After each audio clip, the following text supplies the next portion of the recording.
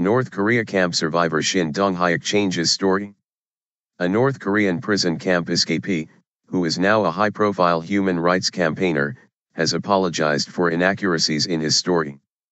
Shin Dong-hyuk, 32, was the subject of a best-selling book after he fled North Korea in 2005. The book described how Mr. Shin was tortured, and his relatives killed. On Saturday, the author said that although the key elements of Mr. Shin's accounts were correct, the time and date of some events were wrong. From a human rights perspective, he was still brutally tortured, but he moved things around, Blaine Harden, the author, told the Washington Post. Mr. Shin was born inside a North Korean labor camp. He said that he spent 23 years in captivity before his escape, and that during his time inside, he was starved, tortured, and saw his mother and brother executed.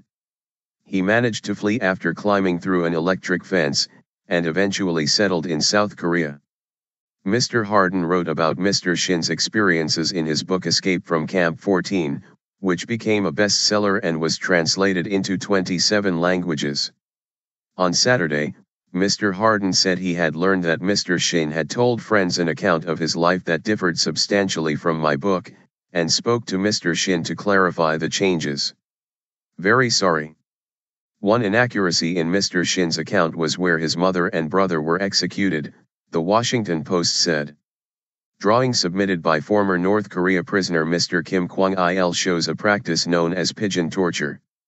Other former prisoners have described torture in North Korea's camps, including a practice known as pigeon torture. In the book, Mr. Shin had said that they were killed in Camp 14, a prison camp in North Korea. However, Mr. Shin now said that the execution took place while they were in another camp, known as Camp 18. In his original account, Mr. Shin had also described being burned and tortured when he was 13, after he was suspected of plotting an escape. However, Mr. Shin now says that torture occurred when he was 20, the Post said. On Sunday, Mr. Shin wrote on his Facebook page that he was very sorry. He said that he had wanted to conceal and hide part of his painful past. We tell ourselves that it's okay not to reveal every little detail, and that it might not matter if certain parts aren't clarified, he wrote. He also said that he might end his work against North Korea's prison camps, but urged supporters to continue campaigning against rights abuses.